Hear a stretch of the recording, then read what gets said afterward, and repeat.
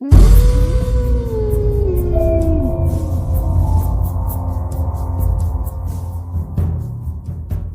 कहानी के लेखक हैं इमरान कुरैशी।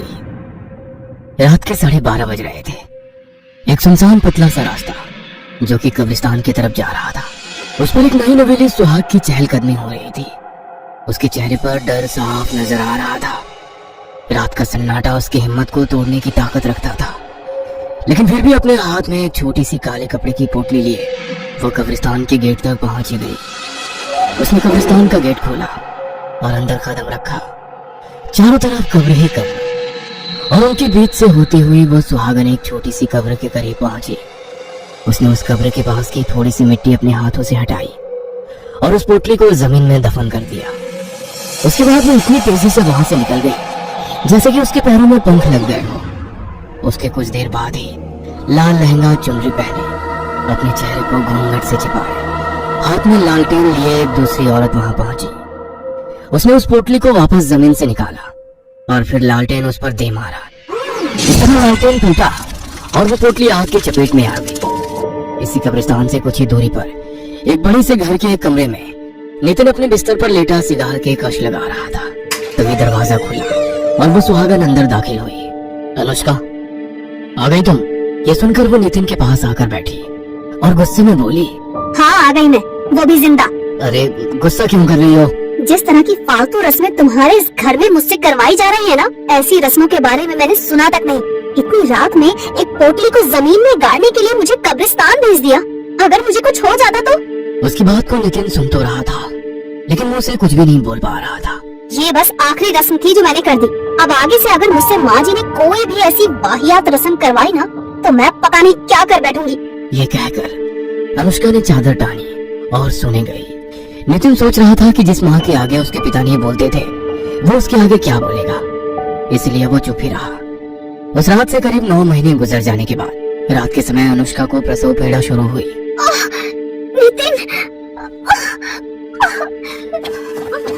नितिन ड्राइंग रूम में अपनी माँ पल्लवी के पास गया, जहाँ उसकी बहन कामिनी भी बैठी थी। माँ, अनुष्का का लेबर पेन शुरू हो गया है, हमें उसे डॉक्टर के पास ले जाना चाहिए। डॉक्टर की जरूरत नहीं है, हमने उसका प्रबंध कर दिया है। तभी दरवाजे से होती हुई एक बूढ़ी औरत अंदर आई। पल्लवी ने उसको अनुष्का के कमरे में भेज दिया और बूढ़ी ने अंदर जाते ही दरवाजा बंद कर दिया। कुछ देर बाद हमारे खानदान का वारिस आने वाला है। कामनी बेटा, तुम सुबह से ही जश्न मनाने की तैयारी शुरू कर देना। कुछ देर बाद एक बच्चे की किलकारी की आवाज सभी को सुनाई दी और वो बूढ़ी बाहर निकली। मुबारक हो, आपको बेटी हुई है। ये सुनकर नितिन बहुत खुश हुआ और कमरे के अंदर दाखिल हो गया, लेकिन पल्लवी के चेहरे पर गुस्सा उबल आया। ये कैसे हो सकता है? एक लड़की? क्या तुमने उससे वो विधि नहीं करवाई थी? करवाई थी माँ, भाभी के पेट पर से मैंने अपने हाथों से वो पोटली पूरे 9 बार घुमाई थी और उनको कब्रिस्तान भी भेजा था। इसका मतलब है उस तांत्रिका ने हमें गलत टोटका बताया था। चलो अभी उसके पास चलते हैं। पल्लवी ने कामिनी को अपने साथ लिया और उसी टाइम घर से निकलकर शमशान भूमि की तरफ रवाना हो गई। कामिनी को इस समय डर तो बहुत लग रहा था, लेकिन अपनी माँ के गुस्से के आगे वो कुछ नहीं बोल रही थी। अचानक उसको पायलों की आवाज सुनाई दी और दोनों ने पलटकर पीछे देखा।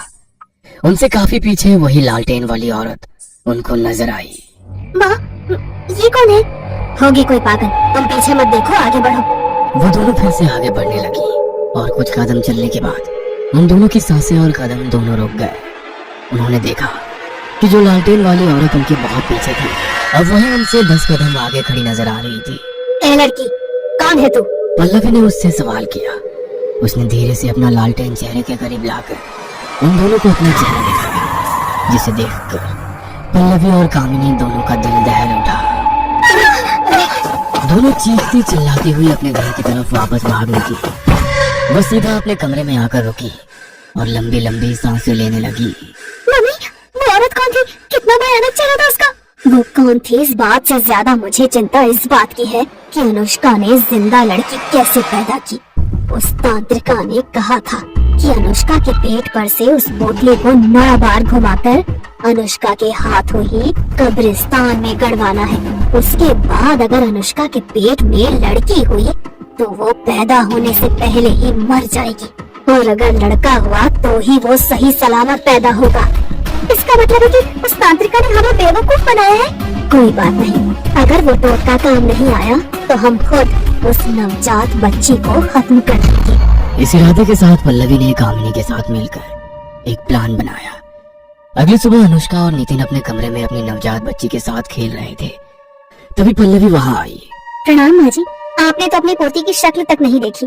देखिए ये कितनी प्यारी है। इसका नाम हमने पिंकी रखा है। यह सुनकर पल्लवी ने एक बार उस बच्ची की तरफ देखा और बोली, बहू, मोहनपुरी गांव में हमारी पुश्तैनी हवेली है और हमारी कुलदेवी का मंदिर भी है। अब तुम माँ बन गई हो, समय आ गया है कि हम सब वहाँ जाकर कुलदेवी की पूजा करें और कुछ दिन वहाँ रहें। जी माँ जी, जैसा आप कहें। घर के सभी मेंबर उसी दिन कार से मोहनपुरी गांव की तरफ रवाना हो गए। पल्लवी पल पल अनुष्का की गोद में सो रही उस प्यारी सी बच्ची को कोस रही थी। कुछ घंटों बाद शाम के 7 बज चुके थे। उनको एक ढाबा नजर आया तो पल्लवी ने नितिन से कहकर गाड़ी उस ढाबे पर रुकवा दी। चलो सब यहाँ खाना खा लेते हैं, थोड़ी देर यहाँ रुककर आगे बढ़ेंगे। ये सुनकर सभी लोग गाड़ी से उतरे। एक पुराना सा ढाबा जहाँ टेबल की जगह कहीं चारपाई बिछी थी। पल्लवी ने कामिनी को इशारा किया, जिसे समझकर वो अनुष्का के पास गई। लाइए भाभी, जब तक आप खाना खाती हैं, मैं पिंकी को संभाल लेती हूँ। अरे नहीं कामिनी, मैं एडजस्ट कर लूंगी। कामिनी ठीक कह रही है अनुष्का, कम से कम खाना तो आराम से खाओ। चलो पिंकी को कामिनी को दे दो। यह सुनकर अनुष्का ने पिंकी कामिनी को थमा दी। कामिनी भी उसके साथ खेलने लगी और उसको लेकर टहलने लगी। कामिनी, वहाँ कहाँ जा रही हो? अरे भाभी मैं यही हूँ, आप फिक्र मत करो, मैं बस पिंकी को थोड़ा घुमा लाती हूँ। अनुष्का तुम खाने पर ध्यान दो ना, वो उसकी बुआ है, संभाल लेगी उसको। अब अनुष्का और नितिन खाना खाने में लग गए। कामिनी पिंकी को ढाबे के पीछे वाले जंगल में ले गई, जहाँ से भेड़ियों की आवाजें भी सुनाई दे रही थी। अरे बाप रे, यहाँ तो जंगली जानवर काफी ज्यादा महसूस हो रहे हैं। वहाँ कह दूंगी पिंकी को एक भेड़िया खींच कर लेके। यह कहकर कामिनी ने पिंकी को जमीन पर रख दिया और फिर बोली, पिंकी बेटा तुम यही आराम से लेटो, थोड़ी देर बाद भेड़िया अंकल तुमको लेने आने वाले हैं। यह कहकर वो पीछे मुड़ी। तभी उसको सामने वही लालटेन वाली औरत नजर आई, जिसे देखकर कामिनी की रूह कांप उठी। उसको समझ नहीं आया कि वो क्या करे। डरते डरते उसने जैसे ही पीछे कदम लिया, उसका पैर मुड़ा और वह जमीन पर गिर गई। ये तो कामिनी की आवाज लगती है। यह सुनकर नितिन और अनुष्का भी उठ खड़े और वो तीनों डरी हुई हालत में ढाबे के पीछे जंगल की तरफ भागे। कामिनी के हाथ में पिंकी भी है, पता नहीं क्या हुआ होगा उसको। वो उसको आवाज लगाते लेकिन सामने से कोई जवाब नहीं मिल रहा था। तभी कुछ ही दूरी पर जमीन पर उन सभी को पिंकी पड़ी हुई नजर आई। पिंकी, मेरी बच्ची। अनुष्का ने पिंकी को गोद में उठाकर प्यार किया और अगले ही पल पल्लवी चिल्ला उठी, कामिनी। सामने कामिनी की लाश पड़ी थी। उसके जिस्म से उसका सर और एक हाथ गायब था। ये खौफनाक मंजर देखकर सभी का दिल दहल उठा। मेरी बच्ची कामिनी। पल्लवी कामिनी की लाश के पास बैठकर रोने लगी। अनुष्का और नितिन की आंखों से भी आंसू बह रहे थे और उनसे कुछ ही दूरी वही लालटेन वाली औरत खड़ी होकर सब कुछ देख रही थी। कामिनी की मौत से पल्लवी की बुद्धि मानो भ्रष्ट हो गई थी और उसके दिल से यही आवाज आ रही थी, इस मनहूस लड़की की वजह से ही मेरी बेटी की जान गई है। मैं अब इसको खुद अपने हाथों से खत्म करूंगी। उन लोगों ने कामिनी के शरीर को मोहनपुरी ले जाकर उसका अंतिम संस्कार किया और फिर वहीं पर अपनी पुश्तैनी हवेली में रहने लगे। अभी कुछ दिन गुजरने के बाद पल्लवी ने फिर से अपने काम को अंजाम देने के बारे में सोचा। उस रात पल्लवी ने बड़ी बेसब्री के साथ आधी रात होने का इंतजार किया और करीब 10 बजे वो दबे पांव अनुष्का के कमरे में गई। अनुष्का और नितिन दोनों ही बेखबर सो रहे थे। उसने पिंकी को पालने से उठाया और फिर हवेली से निकल गई। अपनी गोद में पिंकी को लिए हुए वो जंगल के बीचों बीच बने एक तालाब पर आ चुकी थी। मेरी बेटी को खाने वाली डायन, भाड़ में जा। यह कहकर उसने पिंकी को छपाक से तालाब में फेंक दिया। उसके बाद जैसे ही पीछे मुड़ी तो उसको जमीन पर वही लालटेन रखा हुआ नजर आया। उसके चेहरे के भाव बदल गए। तभी उसको पानी की आवाज सुनाई दी और उसने पीछे पलट कर देखा।